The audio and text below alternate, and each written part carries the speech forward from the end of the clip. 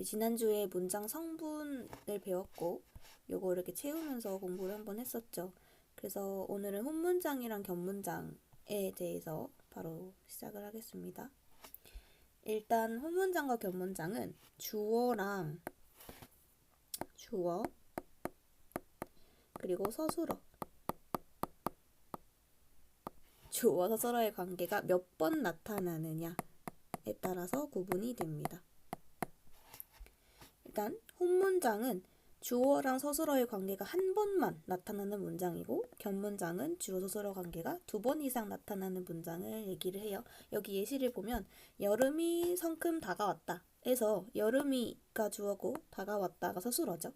이렇게 한 번 나타나면 혼문장이고, 밑에 보시면 여름이 가면 가을이 온다, 여름이 가다, 가을이 온다, 이렇게 두 문장이 면을 통해서 이어졌죠. 그지? 그럼 여름이 주어, 가면 서술어. 여기도 가을이 주어, 온다, 서술어. 이렇게 두 번이니까 주어 서술어 2번이네. 이렇게 이어져서 한 문장이 된 거죠. 이걸 견문장이라고 합니다. 또 밑에 보시면 견문장에서 주어와 서술어가 결합된 각각의 의미 단위를 절이라고 합니다. 절. 그러니까 주어랑 서술어를 갖추고 있으나 그 자체가 완전한 문장으로 독립하지 못하고 더 큰 문장의 일부분으로 쓰이는 구조입니다. 위에 여름이 가면 여기 있는 게 앞에 있는 절, 앞절, 뒤에 있는 게 후절, 앞절, 뒤절 이렇게 합쳐가지고 하나의 문장이 되는 거거든요. 주어 서술어가 있는데 이 전체 한 문장에서 이렇게 앞절, 뒤절 일부분으로 쓰이는 거죠. 그걸 절이라고 합니다. 그리고 밑에 보시면 기역과 니은 두 가지가 있어요. 맑은 물이 졸졸 흐른다, 아버지는 책을, 어머니는 신문을 읽으신다 라는 두 가지 문장이 있는데, 일단 기역을 보면 맑은 물이 졸졸 흐른다, 혼문장일까요? 견문장일까요? 주어, 서술어가 몇 개인지를 보면 되겠죠. 그치? 흐른다 서술어일 거예요. 뭐가 흘러요? 물이. 이렇게 주어죠? 그럼 얘는요? 맑은은 물을 꾸며주죠. 관형어일 거예요. 졸졸은 어떻게 흐르는지를 꾸며주기 때문에 부사어일 거예요. 그치? 그러면 주어, 서술어 한 번이니까 혼문장인가? 아닙니다. 견문장입니다. 원래 물이 맑다 라는 문장이랑 물이 졸졸 흐른다 라는 요렇게 두 문장이 합쳐져서 물이 맑다, 물이 졸졸 흐른다, 물이라는 게 겹치잖아. 그죠? 그래서 맑은 요거 생략하고 맑은 물이 졸졸 흐른다, 요렇게 문장을 두 개로 합친 거예요. 그래서 견문장입니다. 자, 다시 보자. 어떤 문장은 주어나 서술어 가운데 하나가 생략돼서 겉으로 드러나지 않는 경우가 있다. 그래서 기역을 보시면 첫 번째 이 문장의 서술어가 맑다죠? 그지? 그 맑다의 짝인 주어 물이죠. 이게 생략돼서 맑은 물이 흐른다, 이렇게 겹친 문장이고요. 그 다음에 또 니은, 아버지는 책을 읽으신다, 어머니는 신문을 읽으신다라는 그 문장이겠죠. 그러니까 첫 번째 주어에서 아버지는 내 짝인 이 서술어 읽으신다가 생략이 돼서 그냥 아버지는 책을, 어머니는 신문을 읽으신다, 이렇게 견문장이 된 거지. 그래서 중요합니다. 어떤 문장이 혼문장인지 견문장인지 파악할 때는 생략된 문장 성분이 있는지 없는지 잘 봐야 됩니다. 됐을까요? 특히 또 얘기를 해주는 게 이렇게 맑은 물 있죠. 이게 원래는 맑다가 품사로 따지면 형용사잖아요. 그치? 그러니까 용언들, 형용사랑 동사 같은 것들은 용이니까 활용을 하기 때문에 항상 얘네들이 서술어로 쓰일 때도 있지만 관형어로 쓰일 때도 많습니다. 그래서 이렇게 그냥 짧은 맑은 요거 하나가 관형절이에요. 관형어 역할하는 관형절이 되죠. 이게 원래 이렇게 문장이었으니까. 그래서 이거를 좀 잘 파악을 해서 구분을 하셔야 됩니다. 자, 그래서 아무튼 견문장의 종류에 대해서 이제 보겠습니다. 자, 자, 겹문장은 그러니까 혼문장이 결합되는 방식에 따라서 이어진 문장이랑 아는 문장으로 나눌 수 있는데요. 먼저 이어진 문장을 보겠습니다. 자, 이어진 거는 말 그대로 그 두 개 이상의 혼문장이 연결 어미에 의해서 그냥 나란히 이어진 거야. 아까 앞절, 뒤절 이렇게 이어진 거 있죠. 그냥 쭉 이렇게 이어진 문장을 얘기를 합니다. 또 이어진 문장은 앞절과 뒤절의 의미 관계가 어떻냐에 따라서 대등하게 이어진과 종속적으로 이어진으로 나눕니다. 그래서 앞절과 뒤절의 의미 관계가 대등한 관계에 있다 하면 그게 대등하게 이어진 문장이고요. 앞절, 뒤절의 의미 관계가 종속적인 관계에 있는 문장을 종속적으로 이어진 문장이라고 합니다. 그럼 여기 바로 여기 볼게요. 의미 관계가 뭐 어떤데? 자, 대등한 의미 관계라는 게 어떻게 있는지 봅시다. 인생은 짧고 예술은 길다. 겹문장이죠. 인생은 짧다. 예술은 길다. 라는 게 이루어진 거지. 그치? 이어졌어요. 그럼 이건 앞절, 뒤절이 되겠죠? 이거 두 개를 바꿔볼까 얘들아? 예술은 길고 인생은 짧다. 라고 해도 인생은 짧고 예술은 길다. 라는 의미와 전혀 차이가 없죠. 그죠? 똑같아 이것도. 은우는 웃지만 나는 운다. 나는 울지만 은우는 웃는다. 동생이 오든지 네가 와라. 네가 오든지 동생이 와라. 앞절 뒤절을 이렇게 바꾸어도 의미 관계가 똑같단 말이야. 그런 걸 대등한 의미 관계라고 해요. 네. 그리고 봐봐. 인생은 짧고 예술은 길다. 고로 연결어미를 통해서 이어진 것은 의미 관계가 그냥 나열이에요. 동생은 노래하고 형은 춤춘다. 이렇게 그냥 뭘 하고 뭘 한다. 쭉 나열을 한 거. 의미 관계 잘 봐야 돼요. 지만은 대조입니다. 쟤는 뭘 하지만 나는 이걸 한다. 서로 다른 거. 동생이 오든지 네가 와라 라고 하는 거는 선택의 의미 관계를 갖습니다. 그리고 또 종속적인 의미 관계 볼게요. 종속적이란 건 무엇이냐? 길이 너무 좁아서 차가 못 지나간다. 얘도 길이 너무 좁다. 차가 못 지나간다. 라는 두 가지 문장이 아서어를 통해서 이어진 거거든요. 차가 못 지나가는 이유가 길이 너무 좁기 때문이야. 그쵸? 그러니까 이거를 앞절 뒤절 바꿔서 차가 못 지나가서 길이 너무 좁은 게 아니란 말이에요. 이게 앞에 나온 게 원인이 돼서 결국 결과가 이렇게 된 거지. 그치? 그래서 아서라는 거는 인과의 의미 관계를 가진 종속적으로 이어진 문장입니다. 또 강물이 오염되면 물고기가 살지 못한다. 물고기가 살지 못하는 이유, 원인, 조건이 뭐예요? 강물이 오염됐기 때문에. 그쵸? 요거는 면이라는 건 조건이야. 이렇게 하면 이걸 하지 못한다. 라는 조건이 생겨버리는 거지. 준하는 영화를 보려고 극장에 갔다. 려고는 의도입니다. 극장에 가려고 영화를 본 게 아니야. 영화를 보려고 간 거죠. 이렇게 앞절과 뒷절의 의미 관계가 이렇게 종속적으로 이어져 있는 것을 종속적으로 이어진 문장이라고 합니다. 그래서 의미 관계에 따라서 어떤 이렇게 의미 관계가 있는지를 잘 아셔야 됩니다. 그거를 이렇게 연결 어미를 통해서 알 수가 있는 거죠. 그지? 대등적 연결 어미는 고, 며, 지만, 나, 뭐든지 등등이 있고요. 종속적 연결 어미로 아어서, 니, 면, 려고 등이 있습니다. 그래서 이렇게 연결 어미도 잘 알아두셔야 되고요. 연결 어미가 나와서 여기에 추가로 하나 설명을 하기 위해서 칸을 만들어 놨습니다. 네, 여기를 볼게요. 어미, 용언이 활용할 때 변하는 부분을 어미라 하죠. 변하지 않는 부분을 어간이라고 하고요. 그래서 용언이라는 건 어간과 어미로 나뉘는데 항상 나중에 고등학교 가서 배우는 그 문법에서도 어미 때문에 엄청 헷갈릴 거야, 여러분들이. 어미가 되게 복잡하거든요, 생각보다. 자, 어미는 크게 두 가지로 나뉩니다. 같이 한번 필기를 해보세요. 어말 어미가 있고요. 선 어말 어미가 있습니다.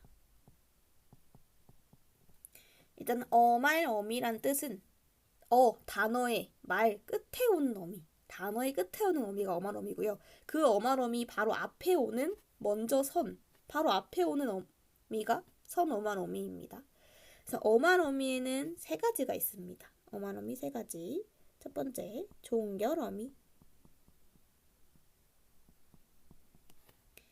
두 번째 쓸게요. 두 번째, 어말 어미입니다. 종결 어미는 일단 먼저 설명하자면 그 어말이라는 게 단어의 끝에 오는 거죠. 그치? 그러니까 그냥 단어의 끝에 와서 아예 문장을 끝내버리는 어미가 종결 어미예요. 여기 앞쪽에 보시면 옆에 예시를 보면 인생은 짧고 예술은 길다. 이게 그냥 한 문장이죠. 이 한 문장에서 제일 마지막에 어미가 뭐예요? 다. 다란 말이야. 이게 종결 어미입니다. 다음. 은우는 웃지만 나는 운다. 여기서 제일 끝에는 다. 동생이 오든지 네가 와라. 그래서 제일 끝에 있는 종결 어미는 라. 요런 것들. 문장의 제일 마지막에 문장을 끝내는 어미를 종결 어미라고 해요. 그래서 5가지의 형태가 있습니다. 이거 그냥 간단하게 들으면 돼요. 평서형. 다로 끝나는 게 제일 많잖아. 다로 끝나는 것들이 평서형이에요. 평서형 종결 어미. 그 다음에 의문형도 있고요. 감탄형도 있고요. 명령형, 청유형도 있습니다. 간단하게만 설명을 해주면 의문형 어미는 뭐 예술은 기니? 길까? 물어보는 거죠. 감탄은 길구나, 예쁘구나, 예뻐라 이렇게 감탄하는 것들. 명령형은 라 이렇게 네가 와라처럼 와라, 먹어라, 공부해라 라로 끝나는 것들. 청유형은 나랑 너랑 같이 뭐뭐 하지 않을래? 라는 뜻이거든. 그러니까 뭐 가자, 공부하자 이렇게 자로 끝나는 것들을 얘기를 합니다. 자, 2번째는 연결어미입니다.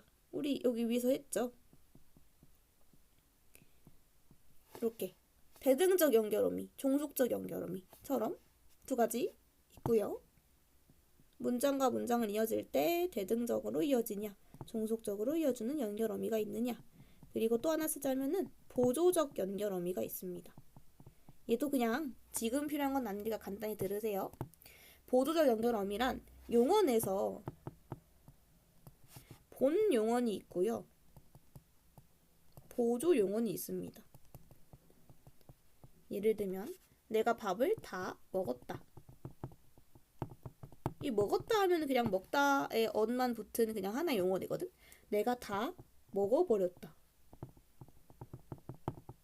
라고 하면 이게 eat, 먹다랑 throw, 버리다의 뜻인가요? 아니죠. 다 먹어버렸다 하면은 내가 정말 한꺼번에 다 먹어서 해치웠다라는 느낌을 주기 위해서 이 버렸다가 더해진 거잖아. 그쵸? 그러니까 이 먹다라는 게 본 용어냐. 원래 먹는 뜻이 여기 있으니까 얘는 이 의미를 더해주기 위해서 쓰인 보조 용어이에요. 이렇게 본 용어, 보조 용어 나누거든. 그때 이렇게 이어주는 얘가 보조적 연결 어미입니다. 또 보고 싶다. 보다, 싶다. 이 싶다도 희망한다라는 뜻을 더해주는 거기 때문에 얘가 이제 본 용언이 되겠고 얘가 보조 용언이 된단 말이야. 그럴 때 이어주는 요런 게 보조적 연결어미구나 라고 아시면 되겠습니다. 지울게요. 네, 그 다음에 이제 여말어미의 3번째는 전성어미입니다.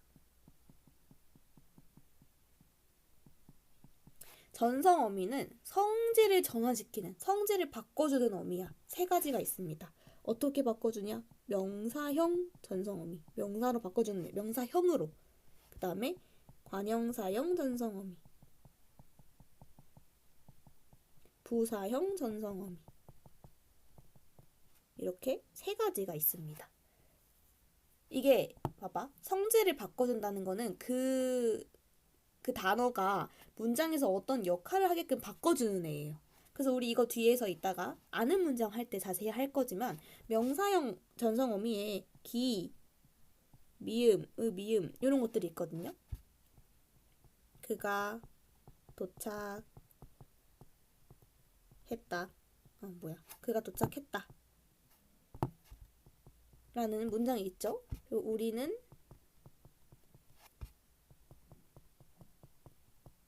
사실을 알았다. 요 문장이 있다 보세요.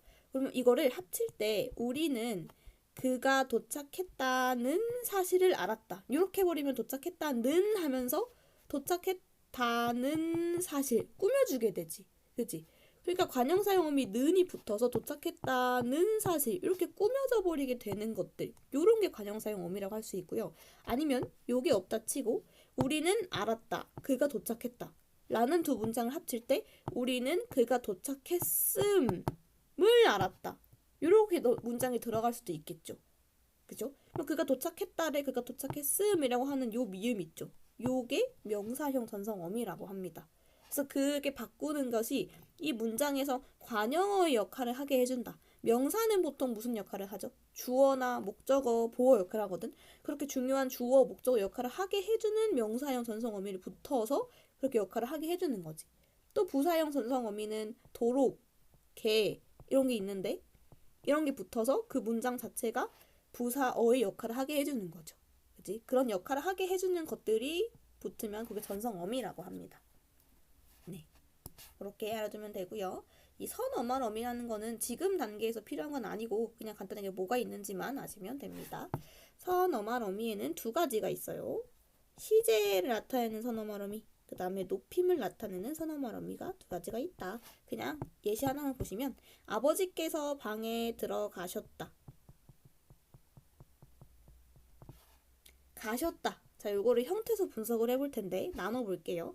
가라는 어간, 그 다음에 시라는 높임 선어말 어미, 그리고 엇이라는 과거 시제 선어말 어미, 그리고 종결 어미 다. 이렇게 나누죠. 가셨다를. 얘가 합쳐져가지고 셔이 되는 거니까. 이 시가 높임 선어말 어미고 얘가 시제 과거 시제 선어말 어미예요. 얘가 어말 어미죠. 종결 어미, 어말 어미. 이 앞에 오는 요 두 개들을 선어말 어미라고 한다. 라는 말입니다.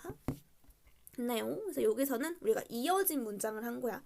이어진 문장은 대등, 종속 두 개로 나뉘고 각각 이렇게 의미 관계가 있다 라는 거를 아시면 되겠습니다.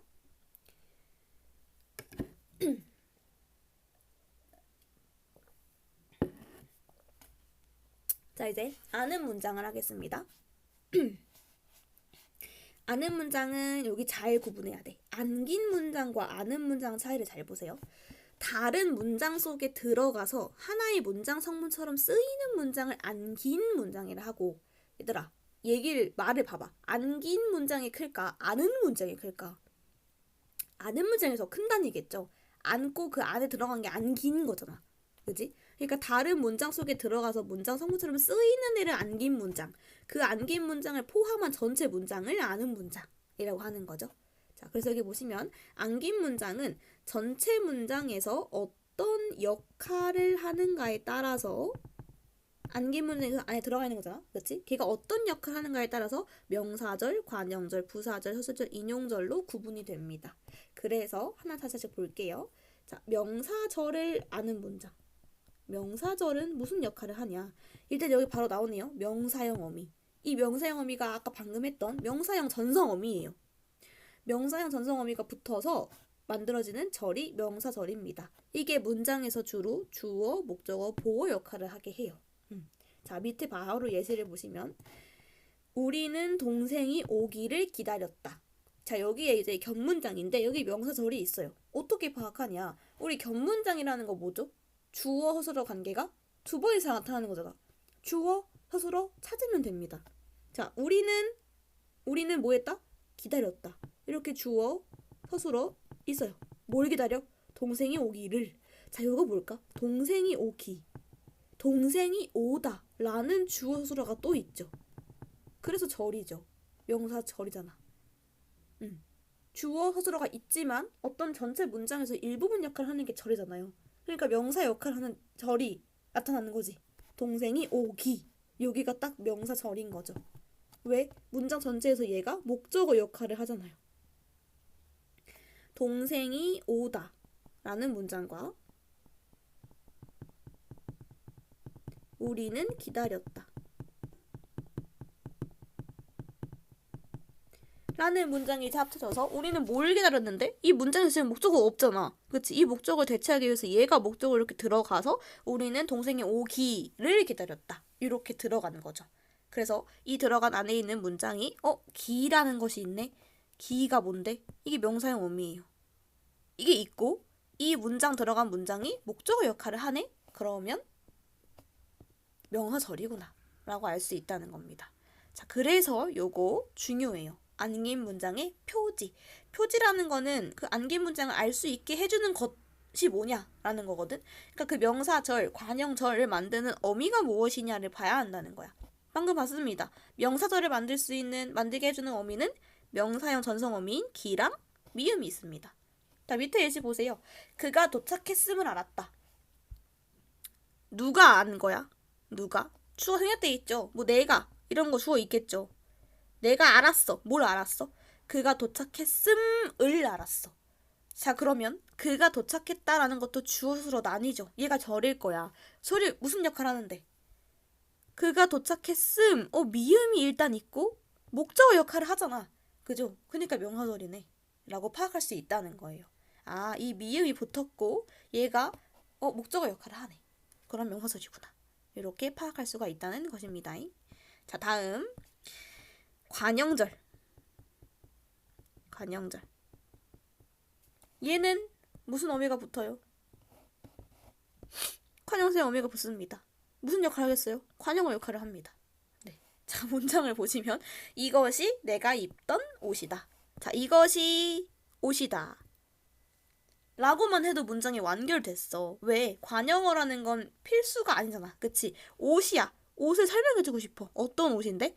내가 입던 옷이야. 이렇게. 내가 입다. 내가 입다가 아니겠죠. 원래 문장이. 내가 뭘 입어? 내가 옷을 입다. 라는 문장과 이것이 옷이다. 라는 문장이 합쳐져서 지금 옷이라는 게 겹치죠. 그지? 그러니까 이것이 내가 입던 옷이다. 이걸 생략해서 이렇게 꾸며주게 된 거지. 항상 잘 기억하세요. 관형절은 이거 절 성분에 생략된 게 있습니다.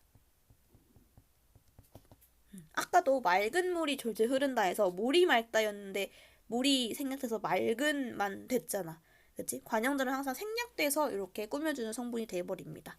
자, 그래서 얘는 관형사용 어미가 무엇이냐? 밑에 있습니다.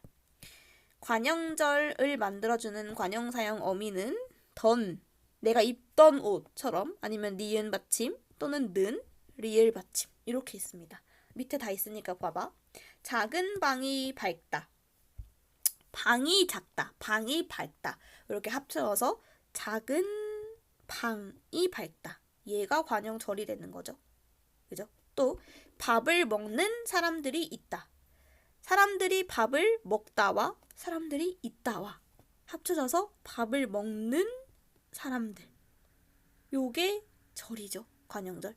내가 볼 영화는 재미있다. 영화는 재미있다. 내가 영화를 본다. 합쳐져서 내가 볼 영화. 이렇게. 다시 작은 할 때 여기 니은, 먹는 할 때 는, 내가 볼 할 때 리을. 요런 것들이 관형절을 알 수 있게 해주는 표지이다. 그리고 항상 체연을 꾸며주네. 체연을 꾸며주는 앞에 이렇게 절이 있네. 그럼 그게 관형절이 되는 거예요. 그렇게 판단을 잘 하시면 되겠습니다. 다음. 네. 부사형 어미가 붙는다. 부사절이겠죠? 부사절. 다시 한번 체크를 하겠습니다. 부사절은 부사형 어미가 붙어서 만들어지는 절로 부사어 역할을 합니다. 밑에 예시 바로 볼게요. 학생들이 밤이 새도록 토론했다. 자, 주어, 서술 찾아야죠. 학생들이 토론했다. 끝이야. 근데 뭐 어떻게 토론했대? 밤이 새도록 토론했다. 아하, 얘는 용언을 꾸며주지. 그러니까 얘가 부사어 역할을 하죠. 부사어 역할을 하네? 그럼 봐봐. 그 안에 밤이 새다 라는 주어 서술어가 또 있잖아. 그러니까 절이네. 라고 파악할 수 있습니다. 자, 부사절을 만들어주는 부사형 어미에는 두 개가 있습니다. 도로, 개, 그리고 아주 가끔씩 이도 나와요. 이. 써두세요. 비가 소리도 없이 내린다. 비가 내린다. 소리가 없다. 비가 소리도 없이 내린다. 이런 식으로 이도 가끔 나옵니다. 자, 밑에 예시를 보면 눈이 부시게 햇빛이 내리쬐었다. 자, 주어 어딨죠? 햇빛이. 뭐 했어? 내리쬐대. 끝이야. 햇빛이 내리쬐었다. 근데 어떻게 내리쬐었어? 눈이 부시게. 보시면 개 있고요. 그죠? 그 다음에 여기 얘가 용언을 꾸미죠. 아, 이 절은 눈이 부시다 라는 이게 주어 서술어가 있는 절이죠. 얘가 얘를 꾸며주는 부사어 역할을 하네. 그러니까 부사절이구나 라고 알 수 있다는 것입니다. 다음, 자, 이거 중요합니다. 서술절인데요. 여러분들이 많이 헷갈려합니다. 왜냐면 이 절 전체가 그냥 서술어 역할을 해버려. 네, 서술절을 만드는 특별한 표지가 없어. 지금까지는 부사절 표지, 많도록 해. 관형절 표지, 뭐 던, 는, 니은, 리을이 많았죠. 명사절 표지, 기, 미음도 있었고, 걔가 각각 이제 명사의 역할, 주어, 목적어 역할, 관형어의 역할, 부사어의 역할을 해서 볼 수 있었단 말이야. 근데 이 서술절은요, 서술어 그 자체가 서술절이야. 자, 여기 예시를 보시면 연수는 키가 크다. 연수는 키가 크다. 이 키가 크다가 그냥 서술절이에요. 네. 왜? 왜 절이야? 키가 크다 라고 주어 서술어가 있잖아. 주어 서술어. 근데 이제 연수는 또 주어. 키가 크다 자체가 서술어. 이렇게 돼버리는 거죠. 그래서 이거 자체가 그냥 서술절이에요. 얘는 항상 뭘 봐야 하냐면 연수는 키가 크다. 이 연수라는 애가 가지고 있는 특성. 코끼리는 코가 길다. 길이는 목이 길다. 희정이는 손이 작다. 봐봐. 이런 식으로 얘가 가지고 있는 이런 식으로 나타난 다음에 주어, 뭔가 서술어 이런 식으로 계속 나타날 거야. 이거는 문장을 자주 봐야 돼요. 많은 예시를 보면서 그냥 혼문장인데? 라고 하지 말고 주어가 이렇게 두 개가 나타나네? 그리고 이렇게 코가 길다? 목이 길다? 손이 작다? 이거 자체가 서술절이구나. 많은 문장을 보면서 이렇게 파악을 할 수가 있어야 돼요. 네, 그래서 되게 주의하십시오. 일단 마지막 인용절입니다. 문장에서 인용한다는 건 뭐야? 다른 사람의 말이나 글을 인용해서 갖다 쓰는 거죠. 그치? 나는 비가 온다 라고 외쳤다. 그래서 나는 외쳤다. 뭐라고? 비가 온다 라고. 자, 인용절은 딱 두 가지만 구분하시면 됩니다. 그 인용을 했을 때 직접 인용한 건지 간접 인용한 건지. 직접 인용하려면 이렇게 큰 따옴표를 쓴 다음에 그대로 가져와. 그 다음에 라고를 붙여요. 그 사람이 했던 말의 내용과 형식을 그대로 갖다 써. 이 내용과 형식을 이렇게 큰 따옴표로 그대로 갖다 쓴 다음에 조사라고를 붙여. 그러면 그게 직접 인용이에요. 간접 인용은 걔가 했던 말의 내용만 가져와서 이 간접은 누가 말하는가? 화자가 얘기해.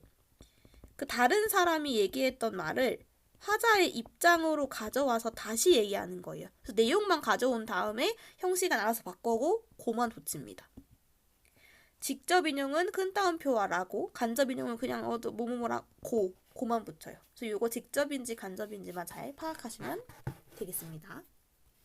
내용 이렇게 다 했어요. 자, 뒤에 보시면 이제 마지막 문장 표현 효과 볼게요. 이것도 은근히 중요합니다. 시험 문제에 꽤 나와요.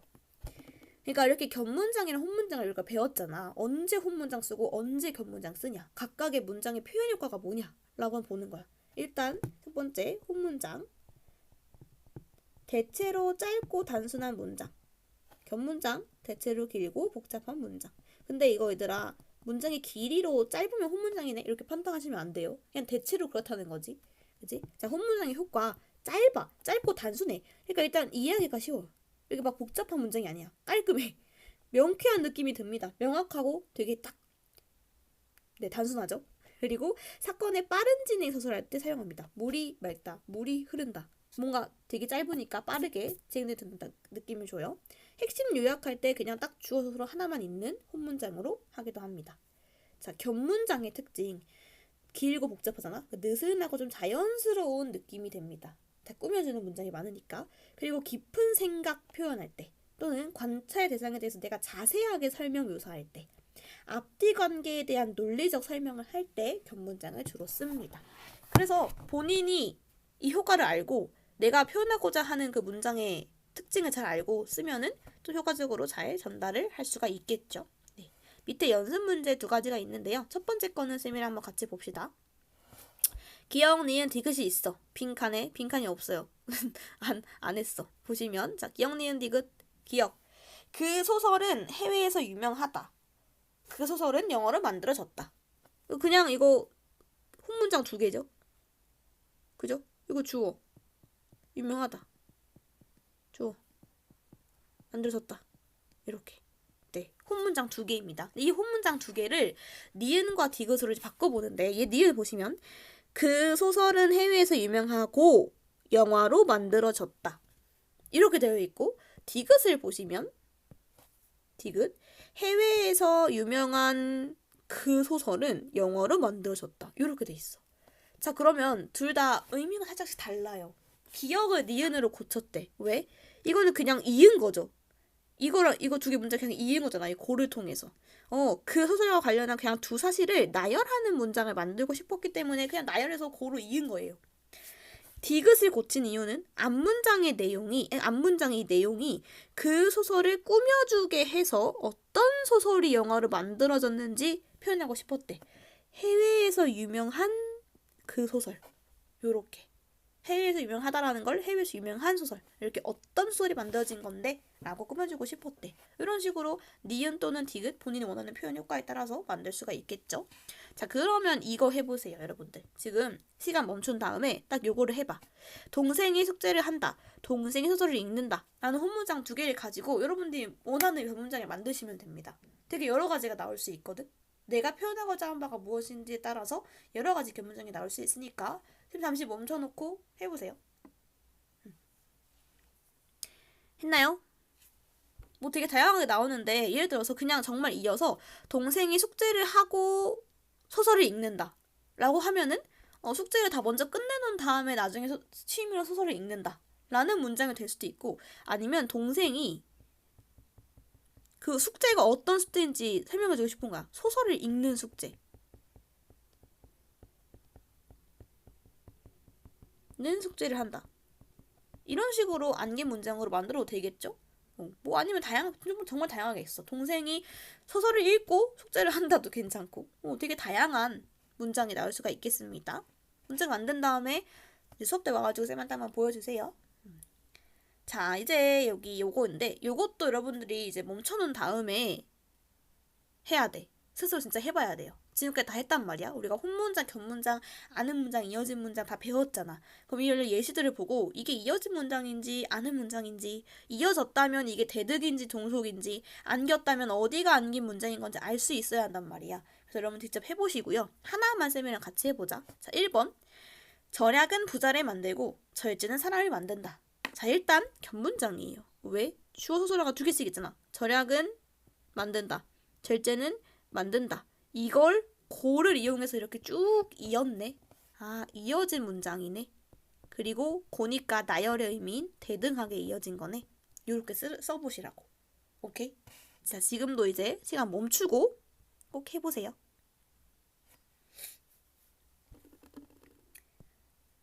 얘들아, 멈추고 했지? 믿을게요. 자, 답변을 빠르게 써볼게.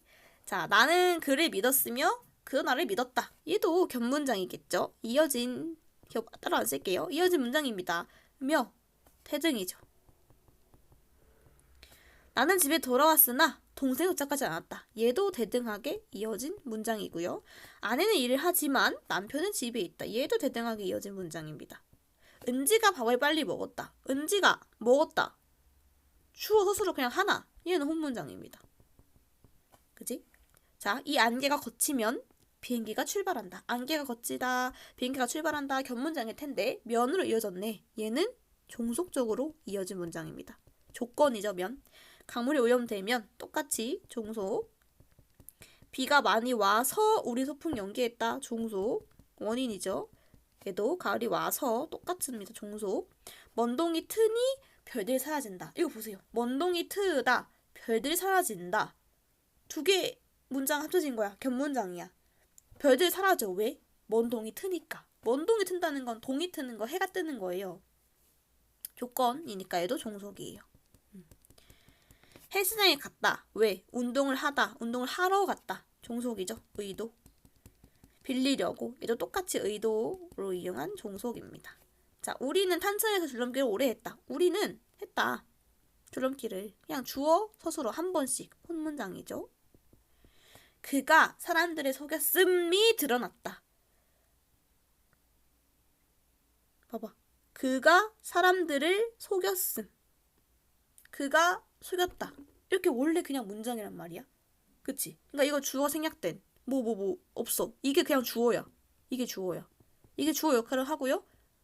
의미 있잖아. 아, 이거 명사절이구나.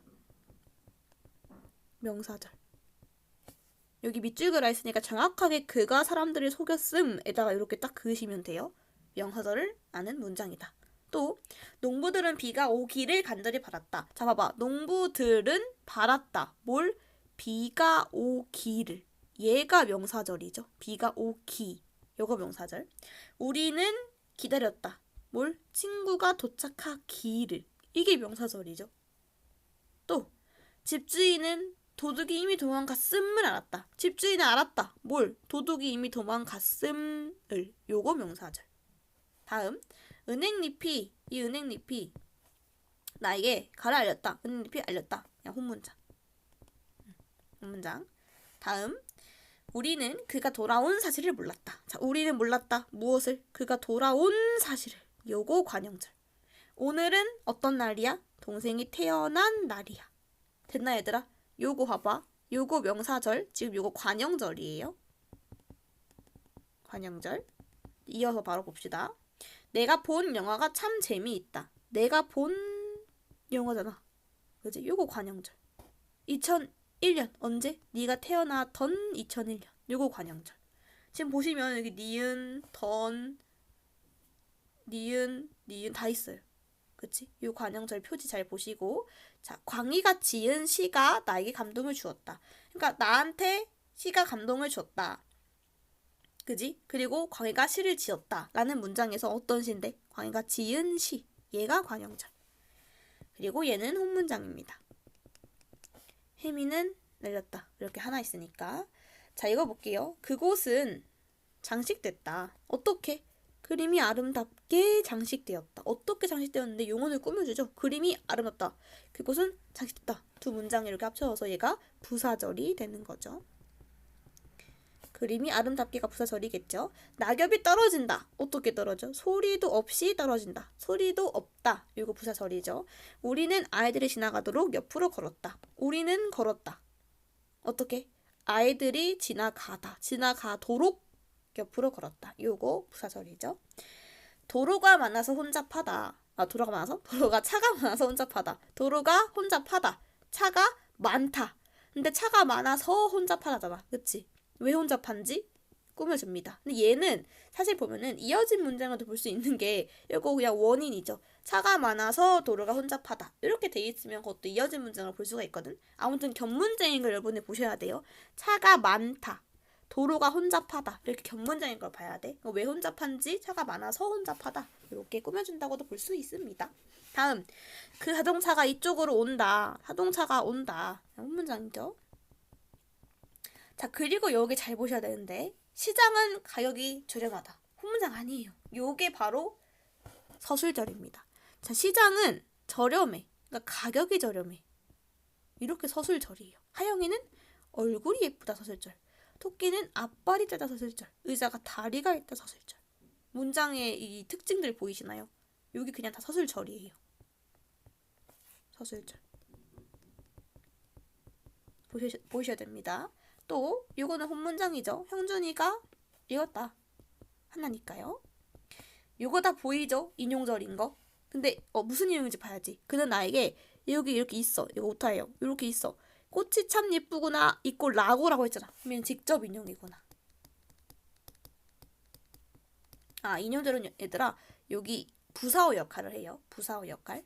그리고 또 그는 나에게 꽃이 참 예쁘다. 고 말했다. 이렇게 얘는 예쁘구나 라고 했는데 이걸 바꿀 때 예쁘다 라고 이렇게 종결음을 바꿔야 되죠. 그래서 아무튼 얘는 간접 인용입니다.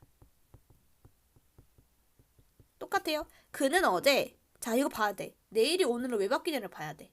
예를 들어서 오늘이 목요일이야. 오늘이 목요일이니까 어제는 무슨 요일이겠어? 수요일이겠죠? 내일은 금요일이겠죠? 미안. 어제에서 내일은 목요일이죠. 그는 내일 저도 등산에 가겠습니다. 라고 말했다. 일단 이건 직접 인용일 거야. 그치? 직접 인용이야.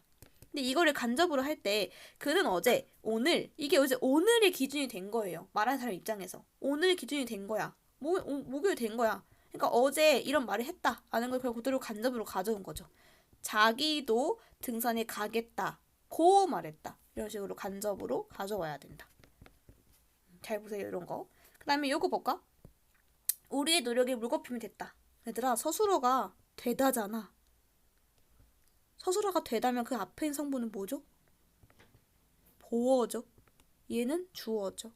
그러니까 주어 그냥 서술어 하나 있는 혼문장입니다. 그리고요. 나는 이루었다. 혼문장입니다. 되나요? 이렇게 해서 여러분들 이 모든 것들 다 정말 하나하나씩 중요한 문장, 예시 문장이니까 꼭 다 다시 보면서 공부를 하시기를 바랍니다.